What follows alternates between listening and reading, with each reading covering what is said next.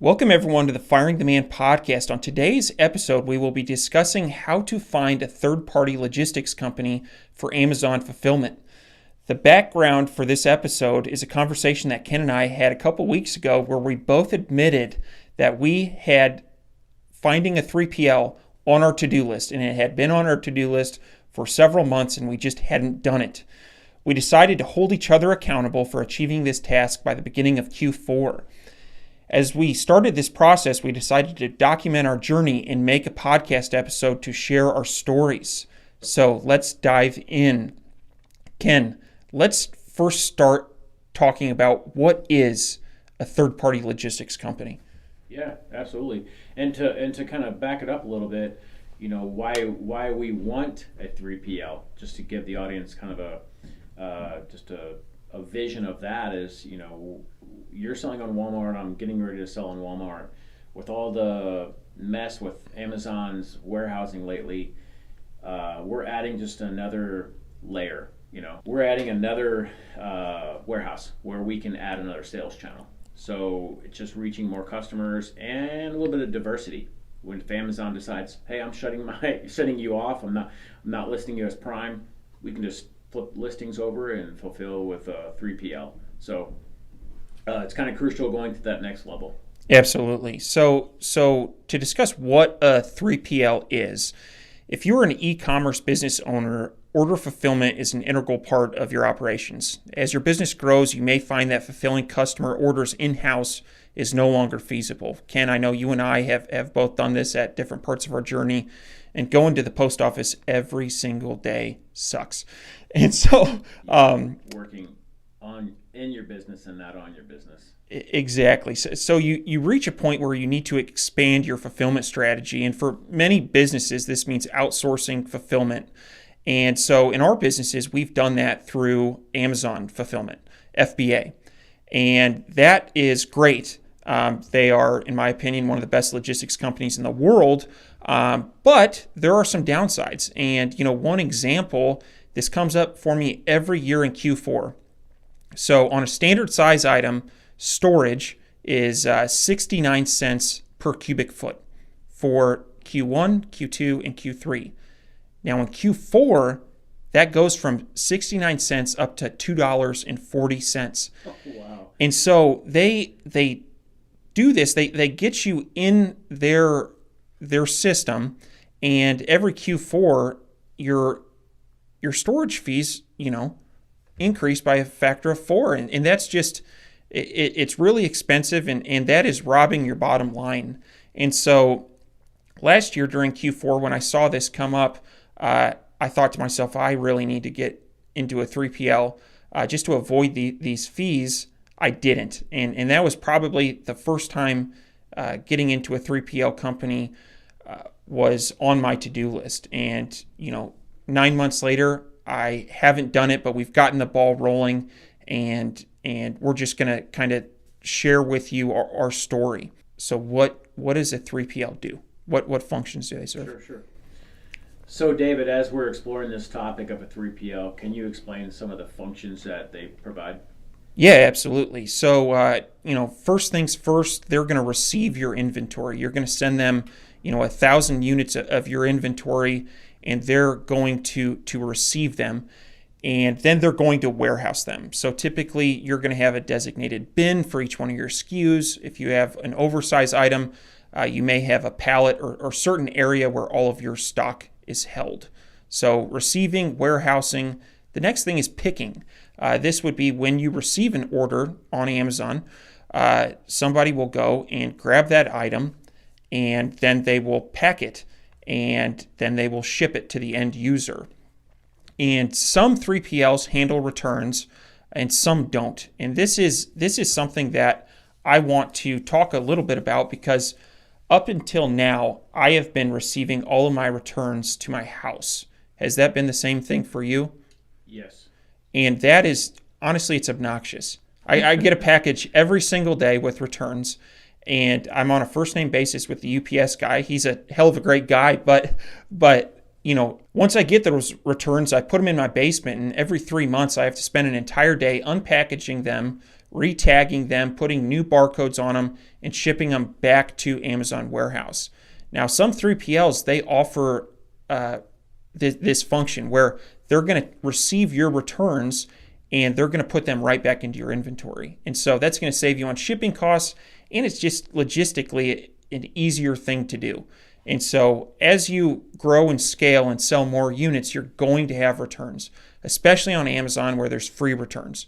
And so this is something that as we interview 3PL providers, that's going to be something that I ask every single one of them. And honestly, if they don't handle returns, that may be a deal breaker for me. Sure. So David, before we get into some of the steps that you've outlined in interviewing 3PLs, let's back it up a little bit. We did an episode earlier on latest and greatest news. Now, Amazon is what I'm calling putting the squeeze on seller fulfilled Prime. Now they're increasing or decreasing the time frame because all customers want their packages the next day, right? So now what separates a 3PL? So in my mind, you covered all the functions of a 3PL: receiving, warehousing, picking, shipping, returns. So Amazon, and in the U.S., I don't even know how many warehouses they have now.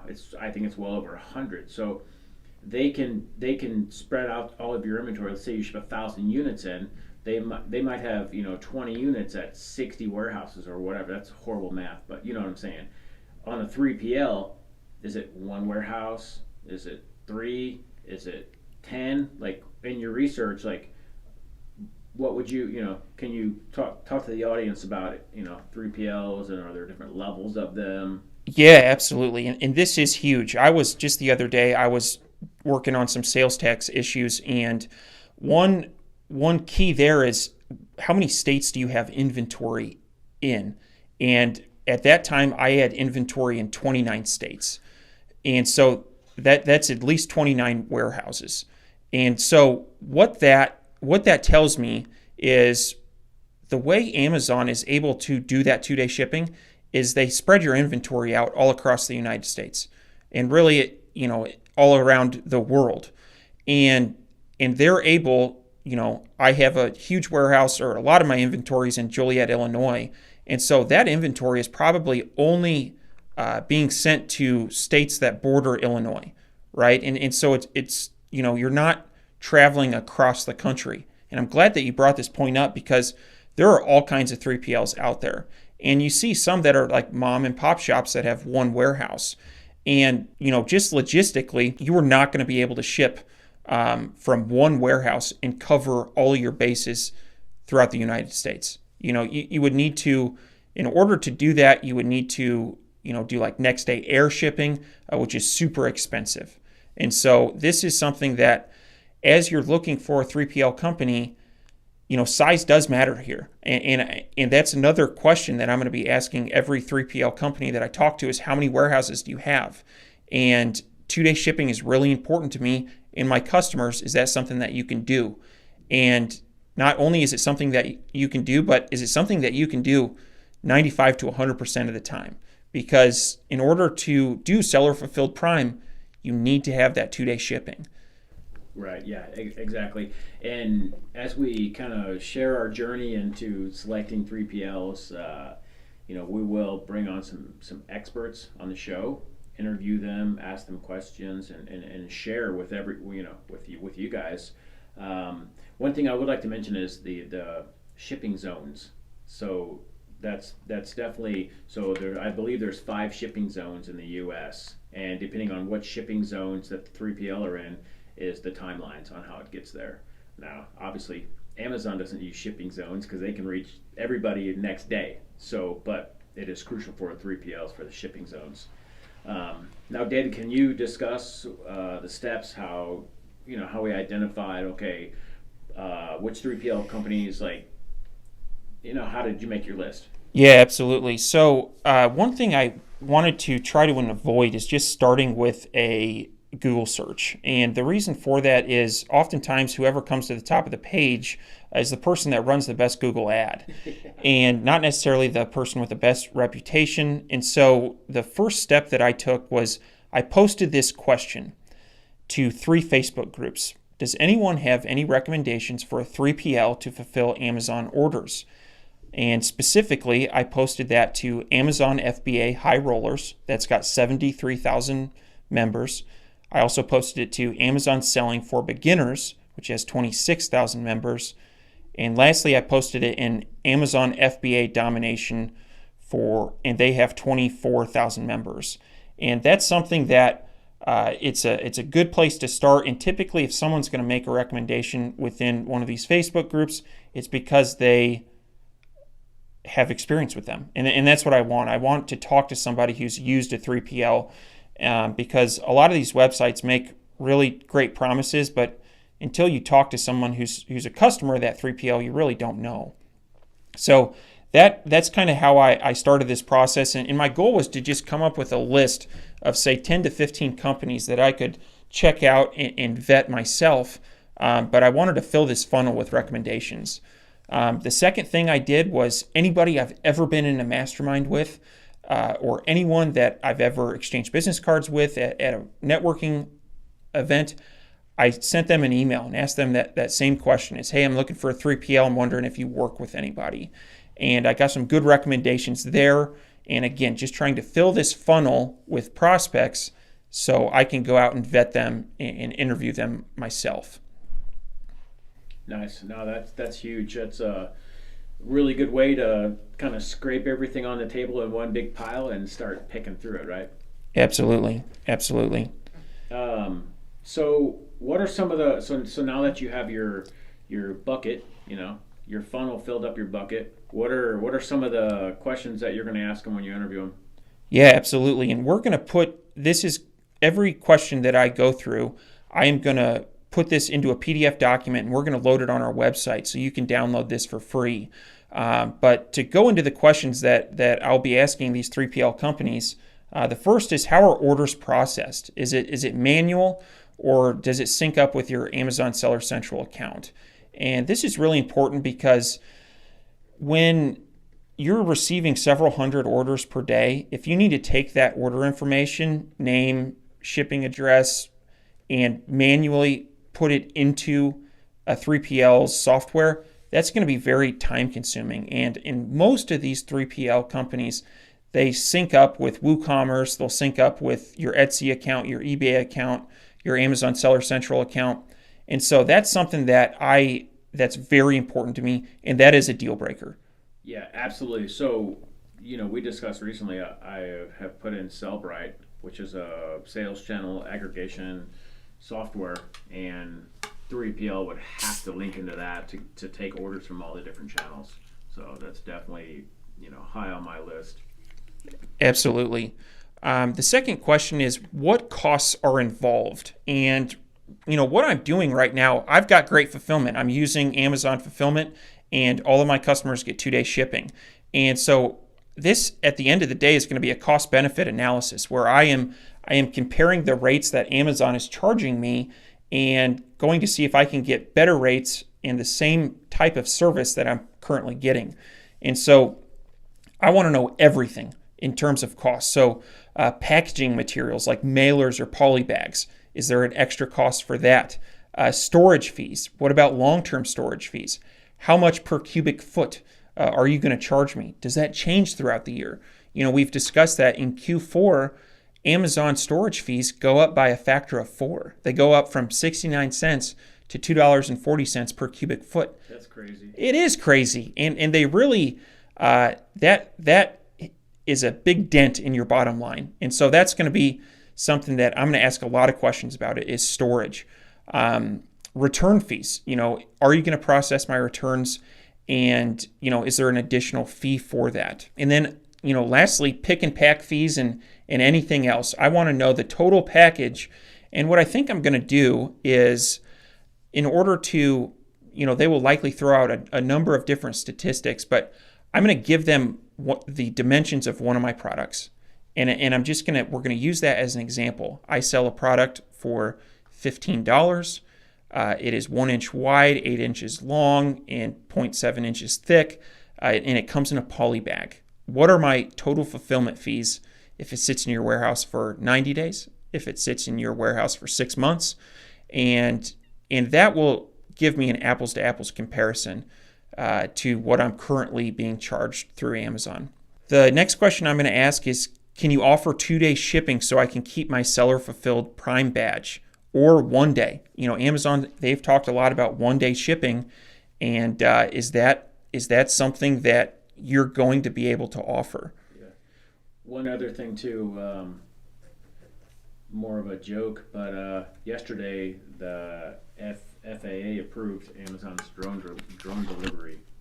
So I know we're kind of joking about it now, but it's not too far off. So anyway, just wanted to throw that out there. Yeah, I mean that is something that it would not shock me inside of 5 years if you're going to see drones doing deliveries. I think that is when you compare that to paying somebody $15 an hour to drive a truck around that sucks gasoline and depreciates, or if you can just have a drone deliver that package, I think it's a more efficient way of delivering. Yeah. Well, I mean, when the standard moves to 1-day delivery, what's the next standard? You break it into hours, right? So you would have 12-hour drone delivery, 4-hour drone delivery. I mean, that's what we're up against. Yeah, and I think especially since Amazon acquired Whole Foods, they're now selling perishables. If you order, lettuce or some of those perishable items, they can't sit in the mail for 2 days. And so I think that Amazon probably is thinking about, how can we facilitate efficient delivery for our perishable goods? And if it works for lettuce, why can't it work for whiskey glasses or cell phone chargers or anything else? Yeah. You know what? We could be sitting in the podcast studio in 3 years and we could order a cold beer and have it delivered here. Yeah, I would not. I have learned never to bet against Amazon. Right. And so, yeah, we'll see what happens. All right, sorry, we're getting off track here. So, David, moving along here. Next question. You're going to ask them about 3PL fulfillment centers, how many they have and where they're located? Absolutely, and I discussed that a little bit earlier, but in order to efficiently deliver your products within 1 or 2 days, you're going to need to have a lot of fulfillment centers. And, currently my inventory sits in 29 fulfillment centers throughout the United States. And, if they come back with, we have 2 fulfillment centers, an East Coast and West Coast, that's probably a deal breaker for me. And so I really would like to see, this be north of 20 warehouses that are evenly distributed throughout the United States. The next question I'm going to ask is, how quickly can you ship my order? And again, this kind of goes back to the 1 or 2 day fulfillment that we talked about. Another question I'm going to ask is, how will the order be packed? Most fulfillment houses will allow you to use your own branded packaging, but some may not. For instance, on Amazon, they're shipping in Amazon boxes. And that's something that I think if you're going to do branded packaging, you might as well do it right. I'll use the example of like a shoebox. I have a shoebox that I bought a pair of Cole Haans in, and it's really nice. And I don't use it as a shoebox anymore, but I put stuff in it, and it's in my garage. And I think if you have really nice branded packaging, you can have that, be reused. People will put that in their house. I've also seen people do packaging where it perfectly fits a dollar bill. And so it can be like a little money box or something. And so, again, I'm getting off topic here, but branded packaging is a big deal here. Absolutely. One thing I would definitely like to add in here is that Amazon just launched recently, within a few weeks, they have basically a no branded packaging offer, or it's called like a white label packaging or something, clear packaging. I can't remember the name of it, but they just recently offered that. Anyway, just thought I'd throw that out there as an option, and they actually only offer it in certain fulfillment centers. So if you go into your Seller Central and you look at your inventory, there's another line item that says however many units you have that's in this blank box inventory. So definitely. So kind of getting back to our discussion about questions for the 3PL companies. Another thing I'm going to ask is, can you handle large order volumes? For instance, in Q4, ramping up for the Black Friday and Christmas season, I am sending in a lot of inventory. And that's something, as my company grows and scales, I'm going to want to know, can you grow and scale with me? I think kind of the opposite side of this is, can you handle small order volumes? For instance, I've got a couple products that I sell maybe 10 a month, but they're very profitable. And the supplier that I get them from doesn't have a minimum order quantity. And so I'm fine with selling 10 a month. That works for me. And so to the extent that, those 10 units are going to have a dedicated bin, and there's going to be, a storage fee specifically for having that bin, maybe that doesn't make sense for me, is to outsource 3PL services for some of my lower volume products. And then, another question I'm going to ask is, how large are the shipping discounts? That's one thing that I think really makes Amazon advantageous, is they have contracts with all major delivery companies, and you can send things through Amazon for 50% less than you could if you were to just take that package to the post office and send it, first class mail. And that's something that, having those contracts in place is going to be really important. Yeah, absolutely. I think the larger the volume that you have, the better the discounts, or in Amazon's case, the more squeeze plays you put on companies, the cheaper the discounts. Let's back that up.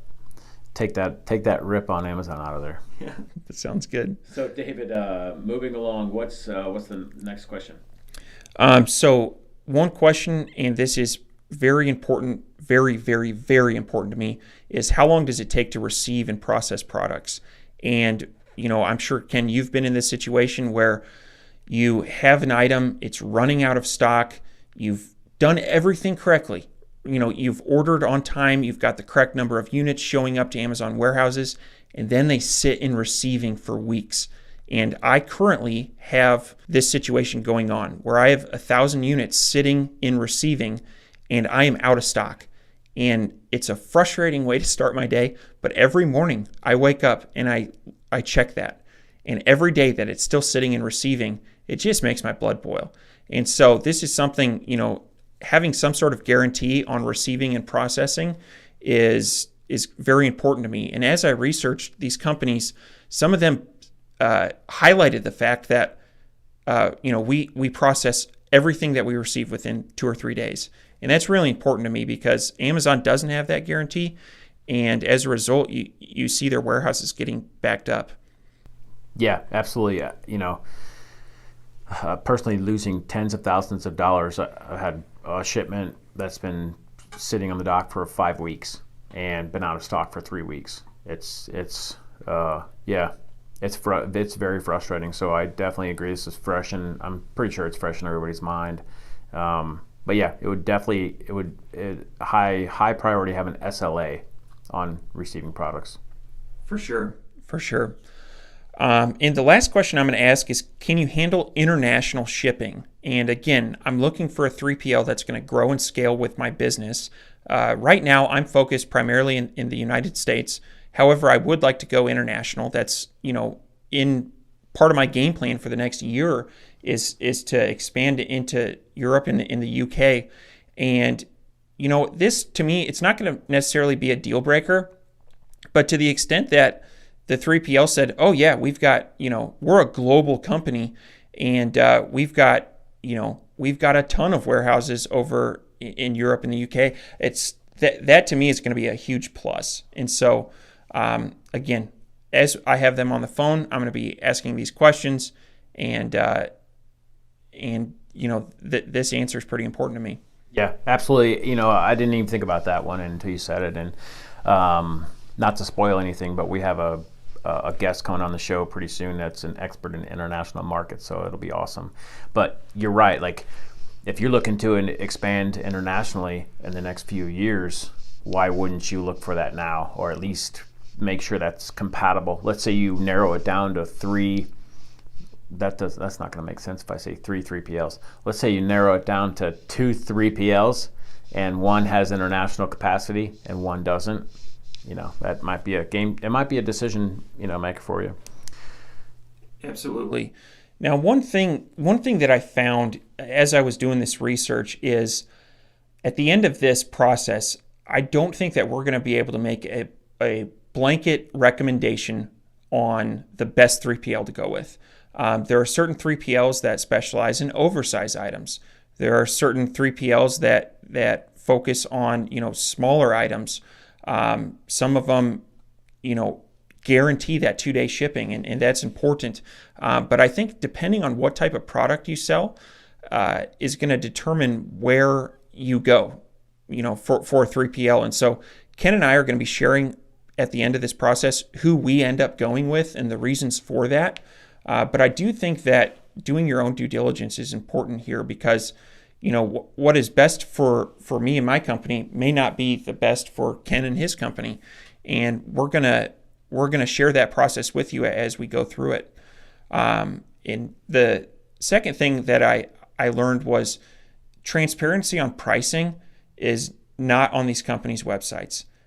For instance, I'm going to share a list of 10 here in a couple minutes. But as I looked at their websites, very few of them had a pricing page. The typical starting place is you schedule a call with a sales rep and they talk to you about your business, how many orders you're shipping out per month, how big they are, and then they will give you a price quote. And so, one prospect that I found that did have pricing was ShipBob. And so I'll just kind of read through their rates that they offer. But, one thing that they go to market with and really like to highlight is transparency in pricing, which is why they put it on their website. So for receiving, they're going to charge you $25 for the first 2 hours. And then after that, it's going to be $35 per man per hour after that. On storage, it's going to be $40 per pallet per month, $10 per shelf per month, and $5 per bin per month. And on their website, they give you the size of a pallet, the size of a shelf, and the size of a bin. On pick and packing, this is going to be free for the first 5 picks in an order and 20 cents per pick for the 6th pick and thereafter. Packaging is going to be free. There are free plain boxes, mailers, tape to pack your orders. And shipping, they say this varies on destination, weight, dimensions, shipping service, and more, which I understand. You can't necessarily give a flat rate on shipping. A shipment to Hawaii is a lot different than a shipment, 30 miles down the road. So anyway, that's pricing on ShipBob. Do we want to run through the whole list, or do we want to just say we're going to come back with the results? What do you want to do? Let me breeze through them. But yeah, can you tee me up for that? Yeah, absolutely. So one thing I'd like to mention, Deliverer. I added them to the bottom. They weren't on here. They're Deliverer and ShipBob are the two that I'm having calls with. And Deliverer, you can actually put your ASIN on their website, and it gives you the fulfillment fee, like what they would charge you versus Amazon. So it's pretty high level. Like their systems are badass. And they boast they have 95% coverage for 2-day shipping. So, but anyway, I just want to say that. So can you tee me up in a way that says so David, you posted on Facebook, you emailed your colleagues to get a funnel of prospects. What did you come up with? So David, like you discussed earlier, you crowdsourced a whole funnel of prospects for 3PLs. What did you come up with? Yeah, so I'm going to read through this list, and one thing that I want to make clear is I have not vetted these companies, and I have scheduled a couple calls with a few of these, but I am just starting the vetting process, and so we're going to do another episode sharing with you the results of this vetting process. But in terms of companies that were recommended to me that appear to do solid 3PL services for Amazon sellers, I'm just going to read through the list here. So FedEx Fulfillment, e-Fulfillment Service, Ship My Orders, Warehousing and Fulfillment, Speed Commerce, 3plsolutions.co.uk, directoutbound.com, Nugistics, and Deliverer with 2 R's at the end. And so these are all prospects in my funnel. I'm going to be scheduling calls with these companies over the next couple weeks, and hopefully we're going to have a couple representatives from these companies on the podcast to share more knowledge about the 3PL service. I think as people continue to grow and scale, at least looking at a 3PL service is something that's very valuable. And at the end of it, you may realize that, hey, for the size of products or for the type of products that I'm selling, Amazon fulfillment's the best way to go. But right now, I don't know that. There's some uncertainty, and I would like to eliminate that uncertainty through proper due diligence of these various 3PL services. Yeah, absolutely. And also one thing to add, if anybody out there is listening is looking for a 3PL, we're going to take all the questions that David come up with and back that up. So for the listeners out there that are also looking for a 3PL as well, we're going to have a downloadable on the website with all of the questions that David came up with. firingtheman.com/3PL checklist. It'll be a quick downloadable PDF with all of the questions in a template for you. Perfect.